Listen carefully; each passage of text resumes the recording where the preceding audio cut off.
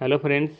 आज हम इस वीडियो में महेश कुमार बनवाल की एनसीईआरटी पर आधारित सामान्य अध्ययन बुक जो 16वीं सीरीज के नाम से ही है, उस किताब से हम भारतीय अर्थव्यवस्था अध्याय 15 अंतर्राष्ट्रीय संगठन समूह एवं समझौते से संबंधित महत्वपूर्ण प्रश्नों को डिस्कस करेंगे। इससे पहले ऑलरेडी हमने 14 अध्याय तक करा रखा है, उसका लिंक डिस्क्रिप्शन में दिया हुआ है या फिर प्ले लिस्ट में जाकर आप चेकआउट कर सकते हैं। तो चलिए फिर शुरू करते हैं आज का पहला सवाल से। आज का पहला सवाल रहेगा आपके लिए, यूनेस्को के तत्वाधान में सामाजिक विकास का प्रथम विश्व शिखर सम्मेलन कहाँ आयोजित किया गया था। यूनेस्को के तत्वाधान में सामाजिक विकास पर प्रथम विश्व शिखर सम्मेलन कहाँ आयोजित किया गया था। सही आंसर होगा यहाँ पे डी ऑप्शन, कोपेनहेगन। ठीक है, और ध्यान रखिएगा यूनेस्को का हेडक्वार्टर कहाँ पे है, पेरिस में है, जो कि फ्रांस की राजधानी भी है। ठीक है, चलिए अगला देखते हैं। वर्तमान में विश्व बैंक, वर्ल्ड बैंक के कितने सदस्य देश हैं। 189, 181, 164 या फिर 193। सही आंसर हो जाएगा यहाँ पे 189, 189 देखेंगे कि प्रेजेंट में वर्ल्ड बैंक के सदस्य देश हैं। ठीक है, और वर्ल्ड बैंक का जो हेडक्वार्टर है वो कहाँ पे है, वाशिंगटन डीसी है। अगला सवाल है, वर्ल्ड डेवलपमेंट रिपोर्ट WDR एक वार्षिक प्रकाशन है। पहला ऑप्शन है संयुक्त राष्ट्र विकास कार्यक्रम का, अंतर्राष्ट्रीय पुनर्निर्माण एवं विकास बैंक का, विश्व व्यापार संगठन का, या फिर अंतर्राष्ट्रीय मुद्रा कोष का। तो याद रखना है यहाँ पे बी ऑप्शन सही होगा, अंतर्राष्ट्रीय पुनर्निर्माण एवं विकास बैंक का। ठीक है, अगर यहाँ पे वर्ल्ड बैंक ऑप्शन दिया होता तो वो भी सही होता, ध्यान रखिएगा। वर्ल्ड बैंक का बात करें तो इसके 3 प्रमुख रिपोर्ट होते हैं, प्रकाशन करता है वो। ईज ऑफ डूइंग बिजनेस, ठीक है, जो प्रकाशन फिलहाल बंद है उसका, और मानव पूंजी सूचकांक, और एक है वर्ल्ड डेवलपमेंट रिपोर्ट, ध्यान रखिएगा। और बात करें पे वर्ल्ड बैंक का 5 विकास संस्थान है उसका, कौन कौन। एक है आपका IBRD, ठीक है, कौन है, एक है आपका IBRD, एक है आपका IDA, IFC, मीगा, और एक है ICSID। यहाँ पे 4 देखेंगे, भारत इसका सदस्य है, लेकिन ICSID का भारत जो है वो सदस्य देश नहीं है। ठीक है, तो ये ध्यान रखना है आपको। अगला सवाल है, निम्नलिखित में से कौन सा एक विश्व बैंक के कारोबार सुगमता सूचकांक ease of doing business index का उप सूचकांक नहीं है। तो ध्यान रखना है यहाँ पे सही आंसर है कानून और व्यवस्था बनाए रखना। ये विश्व बैंक के कारोबार सुगमता सूचकांक उप सूचकांक ये नहीं है। बाकी करों का भुगतान करना है, संपत्ति का पंजीकरण कराना भी है, और निर्माण परमिट संबंधी कार्य करना ये भी है। अगला सवाल लेते हैं, संयुक्त राज्य अमेरिका के बाद विश्व की दूसरी सबसे बड़ी अर्थव्यवस्था किसकी है। संयुक्त राज्य अमेरिका के बाद विश्व की दूसरी सबसे बड़ी अर्थव्यवस्था किसकी है। चीन का, जर्मनी का, जापान का, या फिर यूनाइटेड किंगडम का।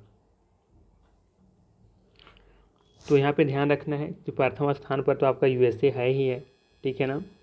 इसके बाद नंबर आता है चीन का, इसका नंबर आता है जापान का, उसके बाद नंबर आता है जर्मनी का, और 5वें नंबर पर आता है भारत का।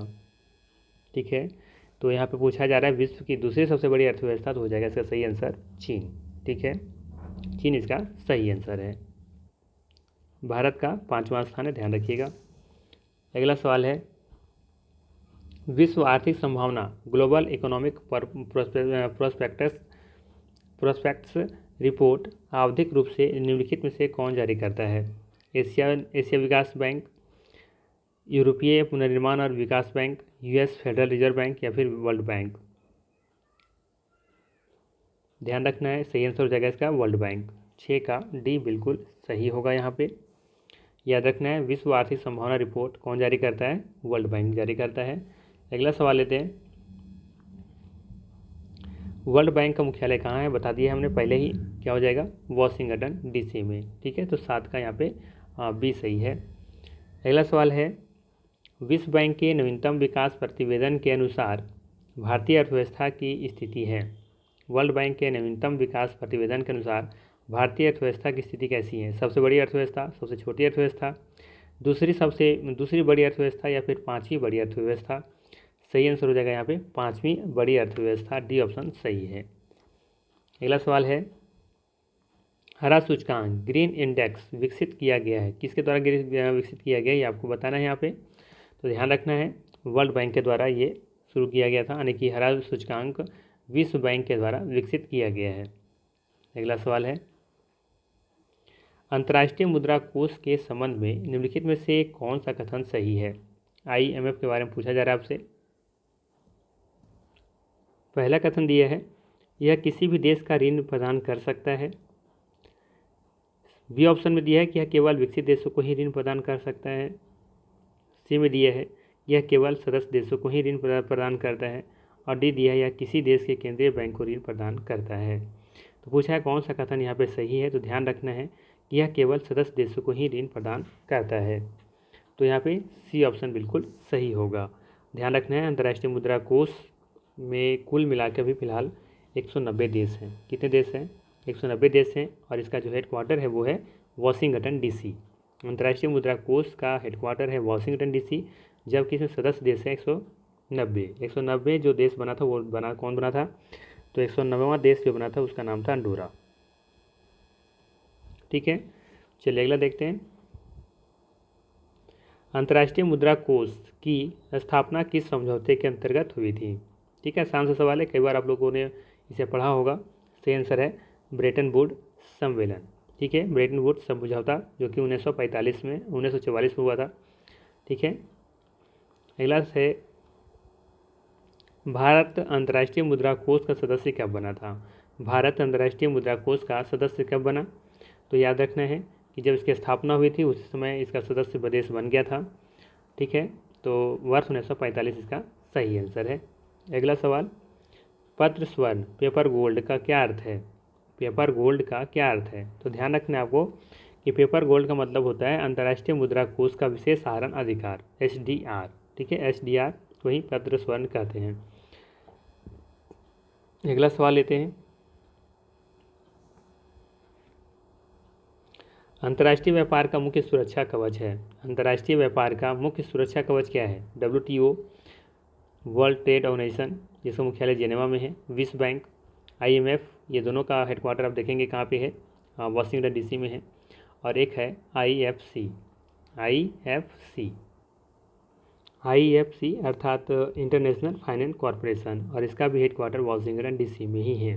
ठीक है, ध्यान रखिएगा जितना भी फाइनेंशियल से संबंधित है ना, रुपया पैसा से संबंधित जितना भी काम होता है ना, लगभग अमेरिका अपने पास ये राइट रख लिया है ना। जितना देखेंगे जितना भी रुपया पैसा संबंधित होगा, जैसे कि वर्ल्ड बैंक है ना, IMF है, IFC है, तो जितना भी देखेंगे कि जो बैंकिंग से संबंधित है वो सारा चीज़ कहाँ रखा है? अमेरिका रख लिया अपने पास। ठीक है, और बाकी बिजनेस वगैरह से संबंधित जितना चीज़ देखेंगे वो सब ज़्यादातर जेनेवा में देखने को मिलता है आपको हेडक्वार्टर।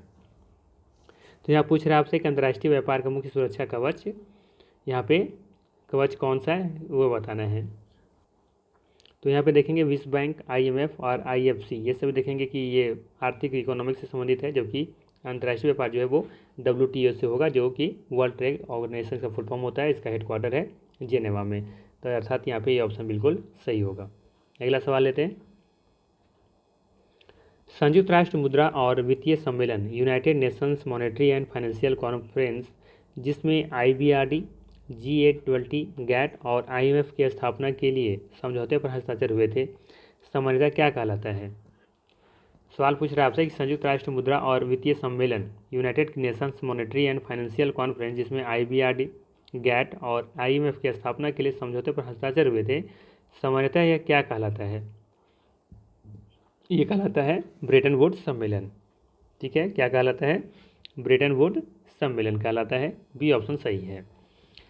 अगला है, व्यापक आधारयुक्त व्यापार और निवेश करार, broad based trade and investment agreement, जिसे शॉर्ट में क्या कहते हैं? BTIA, कभी कभी समाचारों में भारत और निम्नलिखित में से किस एक के बीच बातचीत के संदर्भ में दिखाई पड़ता है?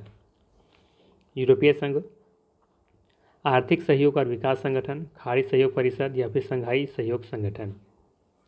सही आंसर होगा यूरोपीय संघ। ये ऑप्शन यहाँ पे सही है।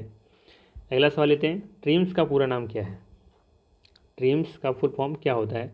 Trade related income measures, trade related investment measures, या फिर ट्रेड रिलेटेड इनोवेटिव मेजर्स, या फिर trade relative related incentive measures. सही आंसर है ट्रेड रिलेटेड इन्वेस्टमेंट मेजर्स। ठीक है, बी ऑप्शन सही है। अगला सवाल लेते हैं। निम्नलिखित में से कौन सा संगठन वर्ल्ड इकोनॉमिक आउटलुक नामक रिपोर्ट प्रस्तुत करता है या प्रकाशित करता है? अंतर्राष्ट्रीय मुद्रा कोष, संयुक्त राष्ट्र विकास कार्यक्रम, विश्व आर्थिक फोरम या फिर वर्ल्ड बैंक या विश्व बैंक कह सकते हैं। तो ध्यान रखना है, सही आंसर है यहाँ पे अंतर्राष्ट्रीय मुद्रा कोष।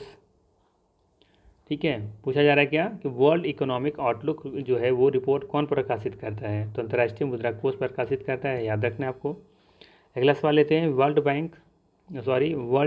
ट्रेड ऑर्गेनाइजेशन, जैसे कि विश्व व्यापार संगठन कहते हैं, किसका अंग है? वह है अंतर्राष्ट्रीय मुद्रा कोष, संयुक्त राष्ट्र संघ, एक अमेरिकी व्यापार संगठन का, या फिर गैट सदस्यों द्वारा स्थापित एक अंतर्राष्ट्रीय व्यापार संगठन का। बिल्कुल सही है, डी ऑप्शन। गैट सदस्यों द्वारा स्थापित एक अंतर्राष्ट्रीय व्यापार संगठन का ये एक अंग है, ये WTO। नेक्स्ट सवाल है। निम्नलिखित देशों में से कौन विश्व व्यापार संगठन का सदस्य नहीं है? बताना है यहाँ पे कौन WTO का एक सदस्य देश नहीं है। स्लोवेनिया, सर्बिया, स्लोवाकिया या फिर कोलंबिया। याद रखना है Serbia. Serbia world trade organisation का सदस्य देश नहीं है, बाकी सभी हैं यहाँ पे। नेक्स्ट 21 नंबर लेते हैं। सवाल है, विश्व व्यापार संगठन के दोहा चक्र में केंद्रीय मुद्दा रहा है। विश्व व्यापार संगठन के दोहा चक्र में केंद्रीय मुद्दा क्या रहा था? कृषि से संबंधित मुद्दे, विकासशील देशों से निर्यात, सेवाओं में व्यापार या फिर व्यापार से संबंधित बौद्धिक संपदा अधिकार। याद रखना यहाँ पे ए ऑप्शन ही सही दिख रहा है, कृषि से संबंधित मुद्दे। विश्व व्यापार संगठन के दोहा चक्र में केंद्रीय जो मुद्दा रहा था वो रहा था केंद्रीय कृषि से संबंधित मुद्दे। अगला सवाल है, विश्व व्यापार संगठन के अंतर्गत कृषि पर समझौते के मुख्य 3 स्तंभों में निम्नांकित में से कौन एक सम्मिलित नहीं है? याद रखना है इसमें से डंपिंग रोधी व प्रगति पूरक चुंगियाँ। ठीक है, बी ऑप्शन सही है यहाँ पे। अगला सवाल लेते हैं। निम्नलिखित में से किसके संदर्भ में कभी कभी समाचारों में एक एम्बर बॉक्स, ब्लू बॉक्स और ग्रीन बॉक्स शब्द देखने को मिलते हैं? WTO मामला, सार्क का मामला या फिर UNFCCC मामला या फिर FTA पर भारत EU वार्ता। EU जो है ना, यूरोपीय यूनियन इसका होता है फुल फॉर्म। ठीक है, तो देखेंगे यहाँ पे जो इसका सही आंसर है वही ऑप्शन है। WTO का मामला में जब भी ऐसा होता है तो देखने को मिलता है ब्लू बॉक्स, ग्रीन बॉक्स, है ना, एम्बर बॉक्स। तो ये WTO का मामला है, ये ऑप्शन सही है वहाँ। पूछ रहा है गैट का तात्पर्य क्या है, अर्थात गैट का फुल फॉर्म क्या होता है? तो याद रखना है गैट का फुल फॉर्म होता है general agreement on tariff and trade. क्या होता है? General agreement on tariff and trade. General agreement on tariff and trade GATT का फुल फॉर्म होता है, ध्यान रखिएगा। अगला सवाल है, निम्नलिखित में से किसके द्वारा मानव विकास सूचकांक HDI सर्वप्रथम विकसित किया गया? निम्नलिखित में से किसके द्वारा मानव विकास सूचकांक सर्वप्रथम विकसित किया गया था?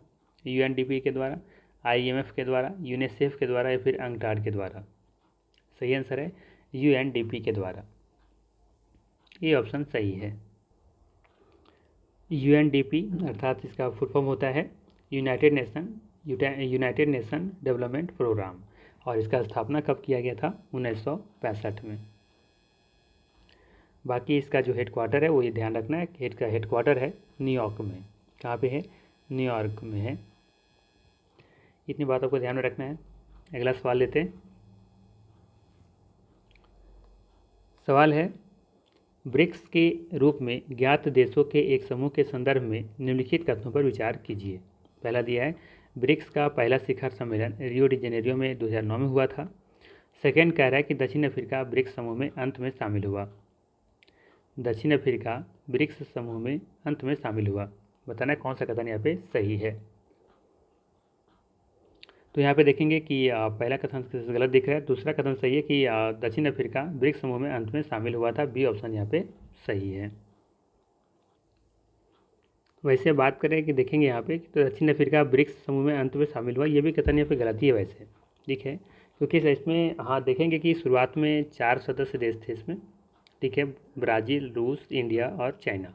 इसके बाद फिर 1 साल के बाद इसमें साउथ अफ्रीका शामिल तो हुआ था, ये कथन उस समय के लिए सही था, लेकिन अभी देखेंगे कि इसके बाद देखेंगे इसमें ईरान, मिस्र, इथोपिया और संयुक्त अरब अमीरात भी इसमें शामिल हो चुके हैं। तो इस हिसाब से ये भी कथन यहाँ पे गलत है, और पहला कथन तो गलत ही है। 2009 में तो सम्मेलन हुआ था, ठीक है।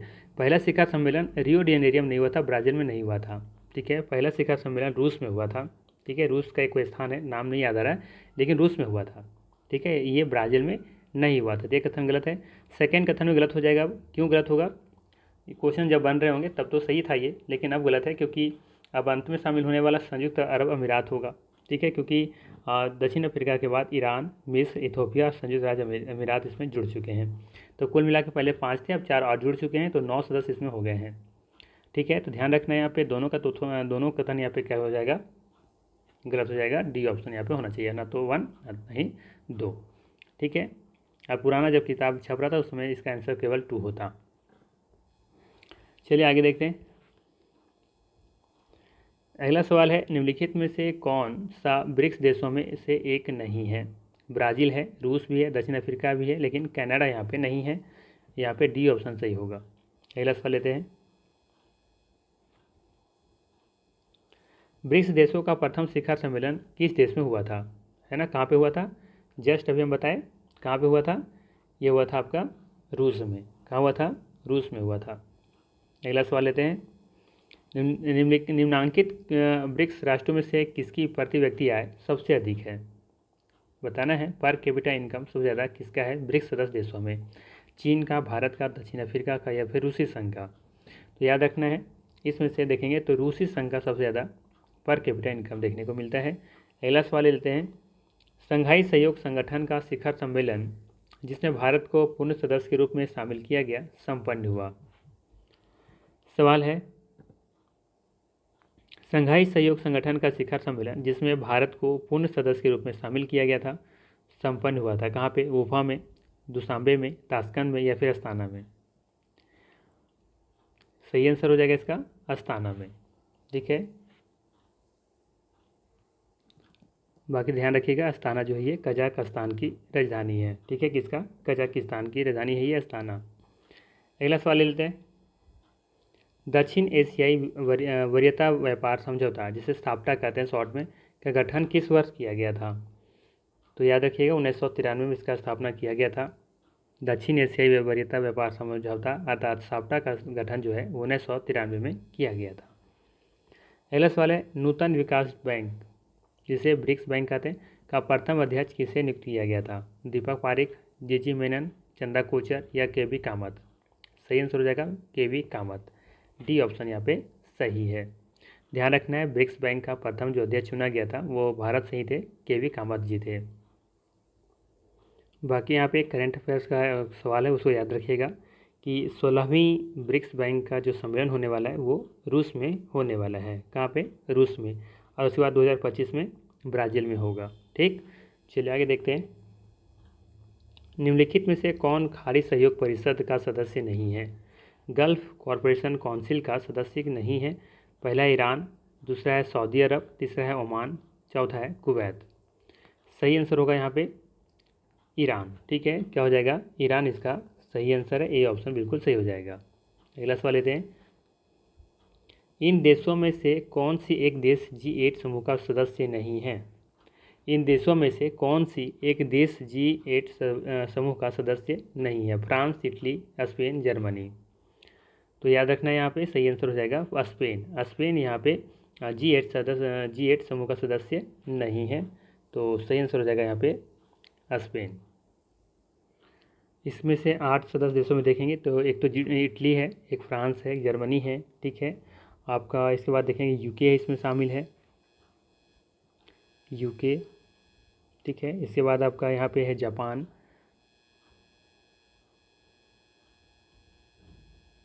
ठीक है। जापान के बाद देखेंगे यूएसए है, और एक कनाडा है आपका, ठीक है ना, और एक आपका रूस है